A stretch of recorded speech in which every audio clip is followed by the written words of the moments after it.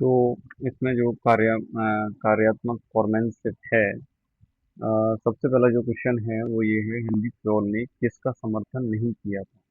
तो Henry Fayol ने किसका समर्थन नहीं किया था, ये वाला जो क्वेश्चन है हम इसको सॉल्व कर रहे हैं। क्वेश्चन नंबर 12 को जो है सॉल्व कर रहे हैं। क्वेश्चन नंबर 12, ठीक है, कि किसने जो है वो हेनरी फ्योल का समर्थन नहीं किया था।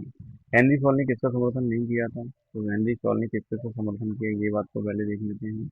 सबसे पहले हेनरी फ्योल तकनीकी कौशल की बात करता है, और मानवीय कौशल की बात करता है, अवधारणात्मक कौशल की बात करता है, आदर्शवादी कौशल की बात जो है वो नहीं करता।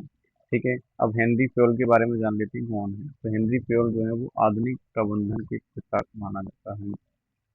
पहला क्वेश्चन यही है कि आधुनिक प्रबंधन के वो पिता हैं, और वो तकनीकी, मानवीय और अवधारणात्मक कौशल का जो है वो समर्थक है। ठीक है, सबसे पहला क्वेश्चन तो यही हो गया। नेक्स्ट क्वेश्चन ये है कि उन्होंने प्रबंधन की अवधारणा में नए दृष्टिकोण का प्रतिपादन किया। एक ऐसे सामान्य सिद्धांत का प्रतिपादन किया जिसे प्रबंधन के सभी स्तरों पर सभी विभागों में लागू किया जा सके। फ्योल ने प्रबंधकीय कौशल के माध्यम से, मतलब उसने ऐसा प्रबंधन का सिस्टम जो है वो किया जिससे जो है वो सभी को जो है वो फायदा हो। तो फ्योल ने क्या किया, फ्योल ने एक संगठन की समस्त गतिविधियों को 6 भागों में जो है बांट दिया। ठीक है, हेनरी फ्योल ने प्रशासन को CO ट्रिपल सी से छूट किया। तो इसमें जो है वो योजना, O4 संगठित करना, एडमिशन, कोऑर्डिनेशन, कंट्रोलिंग, नियंत्रण। ठीक है, तो इस तरह से जो है उन्होंने जो है किसी प्रशासन की गतिविधियों को डिवाइड कर दिया। वहीं नेक्स्ट अगर हम देखेंगे तो हेनरी फ्योल ने संगठन के 14 सिद्धांत भी दिए थे, और संगठन के शास्त्रीय सिद्धांतों का उसने प्रतिपादन किया था। तो ये जो है वो उनके according to Henry Fayol qualities of manager should be process, ethical होना चाहिए, नॉलेज होना चाहिए, टेक्निकल होना चाहिए, एक्सपीरियंस होना चाहिए, तो होना चाहिए सारी चीज़ें।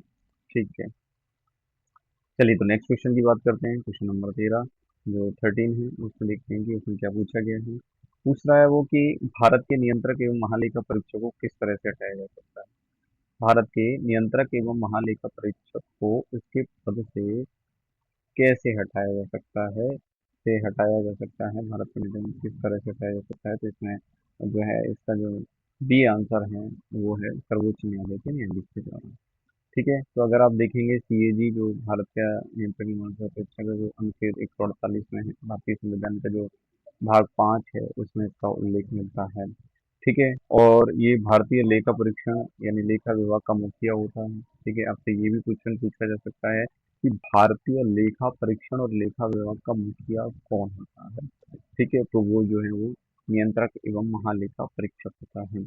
यह लोक वित्त का संरक्षक होता है। तो ये क्वेश्चन पूछा जा सकता है कि भारत में लोक वित्त का जो है वो संरक्षक जो है वो कौन होता है। भारत में जो लोक वित्त है उसका संरक्षक जो है वो कौन होता है, तो वो होता है CAG। ठीक है, नियंत्रक एवं महालेखा परीक्षक को राष्ट्रपति के द्वारा इसको नियुक्त किया जाता है। इसका कार्यकाल 6 वर्ष या 65 वर्ष, जो भी पहले हो जाए वो रहता है। 6 साल पूरे हो जाए तो पहले 6 साल, 65 साल पूरे हो जाए तो 65 साल के बाद जो है इसको अपने पद से जो है वो हट जाता है। राष्ट्रपति द्वारा उसे उसी तरह से हटाया जाता है जैसे उच्चतम न्यायालय के न्यायाधीश को हटाया जाता है। ठीक है, अर्थात संसद के दोनों सदनों द्वारा विशेष बहुमत के साथ उसको दुर्व्यवहार करता है, अयोग्यता कोई भी, जैसे मतलब संविधान के अनुसार या अपने पद का अंत दुरुपयोग करता है, तो ऐसी स्थिति में संसद के दोनों सदनों द्वारा विशेष बहुमत से जो है वो प्रस्ताव लाकर उसको जो है अपने पद से जो है वो उनसे किया जाता है।